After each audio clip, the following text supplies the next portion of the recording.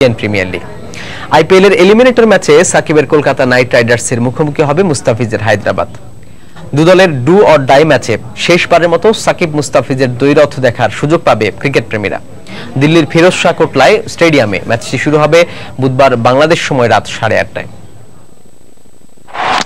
Do or die match, কি কলকাতা কি হায়দ্রাবাদ, যে হারবে আইপিএল থেকে বিদায় ঘন্টা বেজে উঠবে তারই। আর সাকিব মুস্তাফিজ যখন একে অপরের প্রতিপক্ষ, তখন বাংলাদেশের দর্শকদের কাছে যে এলিমিনেটরের ম্যাচটা বাড়তি উন্মাদনা যোগাবে তা বলার অপেক্ষা রাখে না। প্রথমবারের মতো আইপিএল খেলতে গিয়ে দেশের সমর্থকদের পাশাপাশি ভারতীয়দেরও মন জুগিয়েছেন Mustafiz. The Fizz, magic Mustafiz প্রশংসামূলক অনেক উপাধিও কুড়িয়েছেন অফ কাটার আর স্লোয়ারের ভেলকিতে। অধিনায়ক ডেভিড ওয়ার্নার, কেন উইলিয়ামসনরা আছেন দারুণ ছন্দে। 14 ম্যাচে 16 উইকেট নিয়ে বোলিংয়ে মিস্টার কাটার মুস্তাফিজের পাশাপাশি ময়েসেস হেনরিক্স, ভুবনেশ্বর কুমাররা কোচ টম মুডির মূল অস্ত্র। বিপরীতে এবারের আইপিএলে নিজের নামের পাশে ব্যাট বলের পারফরমেন্সে কেমন যেন বেমানান বিশ্বসেরা অলরাউন্ডার সাকিব। 10 ম্যাচে নিয়েছেন কেবল 5 উইকেট আর রান করেছেন মাত্র 114। তবে কলকাতাকে টিকিয়ে রাখতে Gautam Gambhir, Andre Russell, Sunil Narine, Yusuf পাঠানরা তো আছেনই। লিগ পর্বে সাকিব মুস্তাফিজের লড়াইয়ে দুবারই শেষ হাসি হেসেছিল সাকিবের কলকাতা। রাজীব গান্ধী স্টেডিয়ামে প্রথম ম্যাচে 8 উইকেটের আর ইডেন গার্ডেন্সে ফিরতি লেগে 22 রানের জয় পেয়েছিল কলকাতা। তবে আগের হিসাব নিকাশ এখন মূল্যহীন। যুদ্ধ এবার নকআউটের। সাকিব মুস্তাফিজের আরো একটি জমজমাট লড়াই দেখতে ম্যাচটি পাচ্ছে বাড়তি মাত্রা। নাসির সুলতান, সময় সংবাদ। এদিকে ঢাকার মাঠে চলছে প্রিমিয়ার লিগ, তবে ক্রিকেট প্রেমীদের মন পড়ে আছে সাকিব মুস্তাফিজ দ্বৈরথে। একদিকে খানিকটা ফর্মহীন সাকিব আল হাসান, আর অন্য পাশে স্বমহিমায় উজ্জ্বল মুস্তাফিজুর রহমান। এ নিয়ে উচ্ছ্বাস দেশের ক্রীড়াঙ্গনেও। মুমিনুল হক জানিয়েছেন, ম্যাচকে ঘিরে বাড়তি উন্মাদনা আছে ক্রিকেটারদের মধ্যে। আর হকি তারকা রাসেল মাহমুদ জিমি জানালেন, তাদেরকেও ছুঁয়ে গেছে এই আইপিএল জ্বর।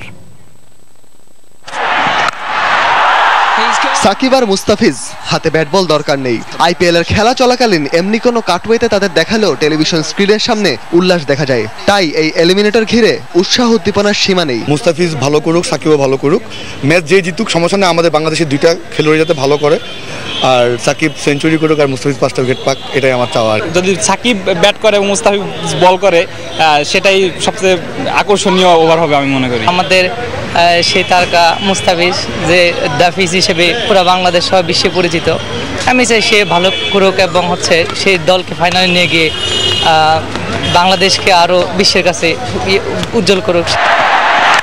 নিজের প্রথম আসরগুলোতে জাত চিনিয়েছেন অলরাউন্ডার সাকিব। একে তো নামের ভার, তার উপর নিয়মিত পারফর্মার, সব মিলিয়ে তাকে দলে রাখতে এক প্রকার বাধ্য হয় শাহরুখের কেকেআর।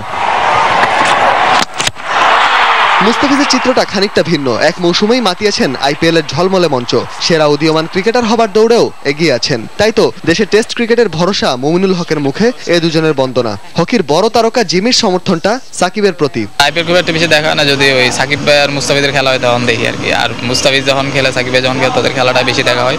সবসময় চেষ্টা করি যে দুইজন যাতে ভালো খেলে, ওইটা নিয়ে বসে থাকি আর কি। আমি অবশ্যই সাকিবকে সাপোর্ট করবো, কারণ কেকেআরের খেলা আমার কাছে আগের থেকে আমি সাপোর্ট করি, ভালো লাগে এবং ওর খেলা পার্সোনালি ভালো লাগে। তাই আমি হোপফুলি যে তার টিমটাই জয় হোক। দিন শেষে যেই হারুক যেই জিতুক, সাকিব মুস্তাফিজের দ্বৈরথে জয় হবে বাংলাদেশের ক্রিকেটের। রায়হান মাসুদ, সময় সংবাদ, ঢাকা। এবার দেশের ক্রিকেট।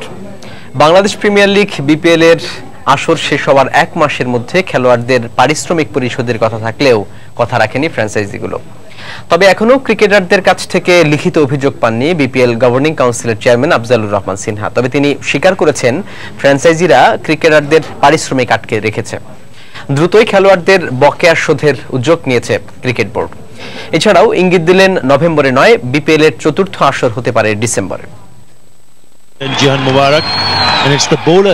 2012 সালে ফিক্সিং এর কালো বিড়ালের থাবায় প্রায় 3 বছর আধারে ঢাকা পড়েছিল জমজমাট টি20 আসর পিপিএল। সেই সাথে ক্রিকেটারদের বকের অভিযোগও কঠোরভাবে সমালোচিত হয়। তবে নানা জটিলতার পর গেল বছরের নভেম্বরে 3য় আসর শুরুর পূর্বে ক্রিকেট বোর্ড পরিষ্কার করেছিল, আসর শেষ হবার 1 মাসের মধ্যে শতভাগ পারিশ্রমিক পাবে খেলোয়াড়রা। তবে বাস্তবতা হলো, আসর শেষ হবার 5 মাস পার হলেও এখনো ক্রিকেটারদের পারিশ্রমিকের 25% অর্থ বকেয়া। ঢাকা ঢাকা ডাইনামাইটস, রংপুর রাইডার্স ও সিলেট সুপারস্টার এই 3 ফ্র্যাঞ্চাইজি খেলোয়াড়দের বকেয়া পরিশোধ করতে টালবাহানা করছে। আমাকে যেটা ইনফর্ম করেছে অ্যাবাউট 25%, যেটা এখনো দেওয়া হয়নি সিলেট, রংপুর আর বরিশাল। ফরেনের ব্যাপারে একটা শোনা গেছে বরিশালের। তেমন কথা 25% আমরা অলরেডি আবার ফ্র্যাঞ্চাইজিদের চিঠি দিয়েছি, মানে আমাদের কেউ রিটেন কমপ্লেইন কিন্তু করেনি। আগামী 1 সপ্তাহের মধ্যে এই 3 ফ্র্যাঞ্চাইজিকে শেষবারের মতো খেলোয়াড়দের বকেয়া পরিশোধে সতর্ক করে চিঠি দিবে বিপিএল এর গভর্নিং কাউন্সিল। তাতেও কোনো কাজ না হলে দায়িত্ব নেবে cricket board. As per the rule আমরা তো ওদের ব্যাংক গ্যারান্টি আছেই আমাদের কাছে, আমরা এখান থেকে পেমেন্ট করে দেবো। তবে দিস ইজ গ্যারান্টেড যে তারা টাকা পাবে। এদিকে এবছরের অক্টোবর-নভেম্বরে বাংলাদেশ জাতীয় ক্রিকেট দল ইংল্যান্ডের বিপক্ষে পূর্ণাঙ্গ হোম সিরিজ খেলবে। তাই নভেম্বরে নয়, বিপিএল এর চতুর্থ আসর পিছিয়ে যেতে পারে 1 মাস। প্লেয়ারদের ইনভলভমেন্ট নভেম্বর-ডিসেম্বরে কখন তাদের ইনভলভমেন্ট নাই, ম্যাক্সিমাম প্লেয়ারদের ইনভলভমেন্ট নাই কখন, ওই টাইমটাই আমরা সিলেক্ট করব। তবে এসব ব্যাপারে বিপিএল এর প্রধান জানিয়েছেন জুলাইয়ে নতুন আসরের ব্যাপারে চূড়ান্ত সিদ্ধান্ত নেবে বাংলাদেশ ক্রিকেট বোর্ড। জুলাইয়ের ফার্স্ট উইকের মধ্যে আমরা আপনাদের পুরোটা বলতে পারবো। হুমায়ুন কবির রোজ, সময় সংবাদ, ঢাকা। দেখছেন খেলার সময়, সঙ্গে থাকুন।